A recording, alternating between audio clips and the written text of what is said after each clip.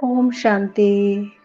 पिछले वीडियो में हमने जाना कि हम हैं कौन और हम में क्या क्वालिटीज़ हैं। आज हम जानेंगे कि हमारा पिता कौन है।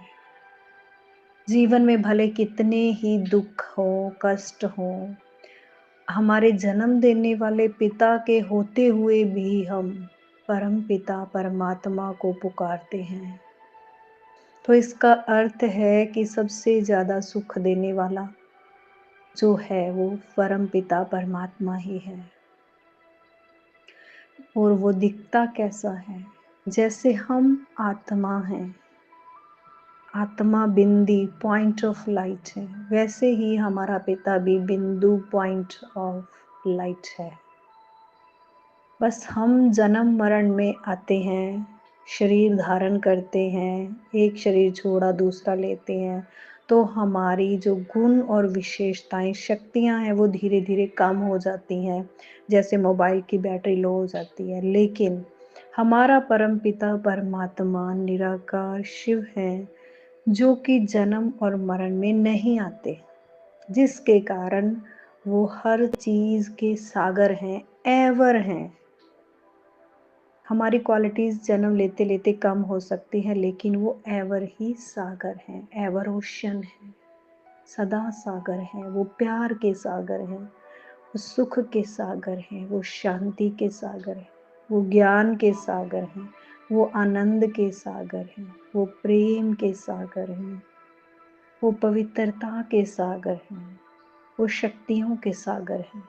इसलिए तो जब हम खुद को शक्तिहीन महसूस करते हैं, जब लगता है कि मैं कुछ भी नहीं कर पा रहा, तो हम उस परम पिता परमात्मा की ओर देखते हैं।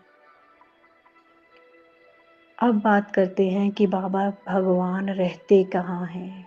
जितने भी गुरु पीर हुए हैं, सब ने ऊपर की ओर उंगली करके इशारा किया है कि गॉड इज वन, परमात्मा एक है। यानी वो परमात्मा यहाँ शरीर धारण नहीं करता हमारी तरह, इसलिए वो ऊपर परम धाम में रहता है। इस संसार से पार, इस आकाश से भी परे उसका लोक है। यहाँ पर हम सब आत्माएं भी शरीर छोड़ने के बाद वहां पर जाएंगी, और वहीं से हम आत्माएं नीचे इस धरा पर उतरी थी। वो है कैसा? वो धाम, वो परम धाम जिसे निर्वाण धाम, शांति धाम, सुख धाम कहते हैं, वो लाल प्रकाश की दुनिया है, जिसके अंदर बिंदु रूप में परमात्मा और सब आत्माएं आत्मिक रूप में बिंदु रूप में चमकते हैं। उसे ब्रह्मांड भी कहा जाता है, क्योंकि वो वहां पर आत्माएं अंडे मिसल रहती हैं। ब्रह्म में अंडे मिसल आत्माएं रहती हैं, इसलिए उसे ब्रह्मांड भी बोला जाता है। तो वहां से परमात्मा पिता हम आत्माओं के लिए उतर कर आते हैं, किसी तन का आधार लेकर हमें ज्ञान सुनाते हैं और वापस चले जाते हैं। उस शरीर को भोगते नहीं हैं, सिर्फ कुछ समय के लिए उसे यूज करते हैं और वापस फिर से उसी परम धाम में चले जाते हैं। इसलिए जब भी परमात्मा पिता को याद करना है, तो वहाँ खुद को आत्मा समझकर कि मैं आत्मा सितारा अपने पिता को परम धाम में याद कर रही हूँ।